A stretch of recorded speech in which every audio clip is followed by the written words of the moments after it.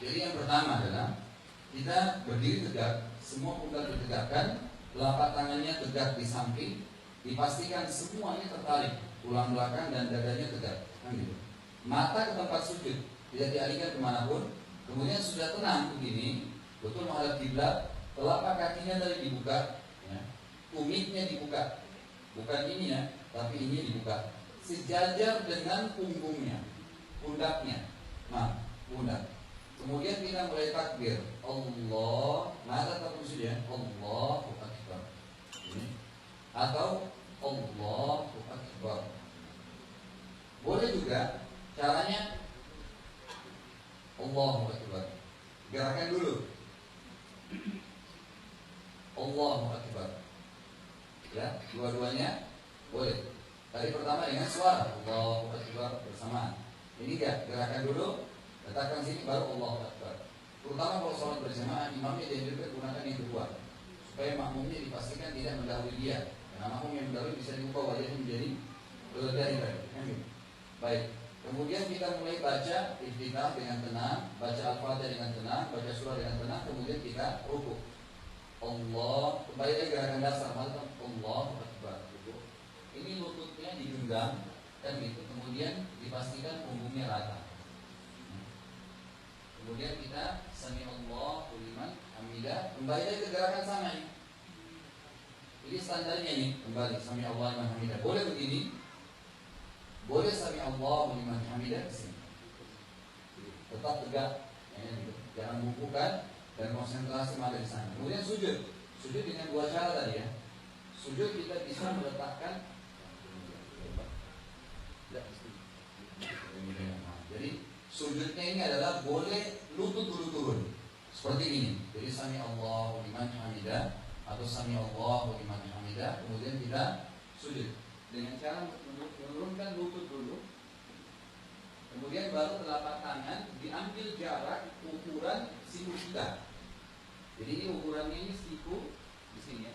Letakkanlah telapak tangan kita itu di tempat yang secukupnya dan ini sejajar ya. Barulah kita sujud. Allahu Akbar. Perhatikan siku jauh dari tulang rusuk, siku jauh dari tanah, perut jauh dari paha. Semua tadi dipraktekin. Paha jauh dari betis. Paha jauh dari betis. Jadi turun Allahu Akbar yang diletakkan. Kemudian sujudnya diambil jarak. Nah ini tadi sejajar sebelah pundak. Allahu Akbar. Ya. Ini sangat beda Bapak Ibu sekalian dengan sujud yang salah begini.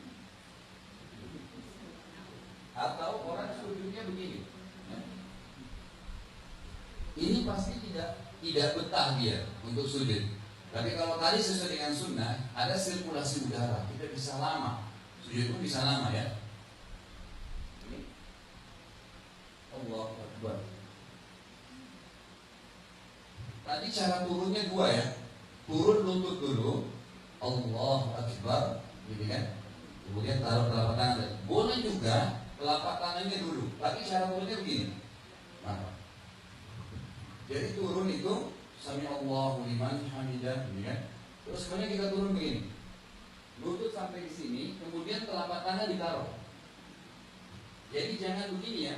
Jangan begini sami Allahu hamidah, begini. Ya salah ya. Itu yang seperti unta yang tidak boleh tadi begini.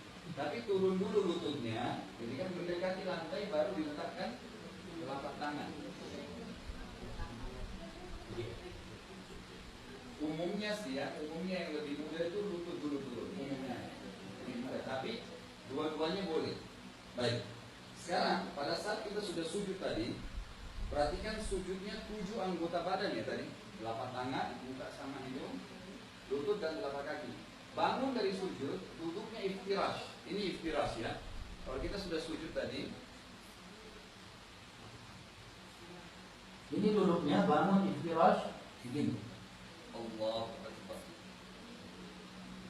Yang perlu diperhatikan adalah, yang perlu diperhatikan di sini, lutut saya, betis, selalu tidak berubah sejajar dengan pundak. Ini penting. Termasuk kalau Bapak Ibu mau mengubah, ini kan duduk iftirash namanya. Kalau mau duduk tahiyat terakhir tawarruk, begini caranya. Ini hanya dimasukkan ke sini dan duduk. Saya nggak usah dorong teman saya di sebelah. Jadi ini hanya sekedar memasukkan kiri di bawah tulang kering kanan. Selesai. Jangan begini ya. Ini begini, kemudian begini. Dorong teman di sana, ketabrak semua. Nah, makanya cara ubahnya sederhana. Hanya ini yang dimasukkan saja. Selesai. Jadi tidak perlu berubah. Dari pertama takbir, dari saya bilang patokan tumit sejajar dengan pundak itu sampai salam. Ya. Ini jelas ya. Kemudian pada saat kita duduk, tadi di antara dua sujud, duduknya iftirash, atau kita mau tahiyat, jari ini sejajar dengan ujung paha. Jadi bukan diturunkan tapi ditaruh di sini, kiri kanan. Kemudian kita tahiyat. Ada dua pendapat juga dalam masalah tahiyat.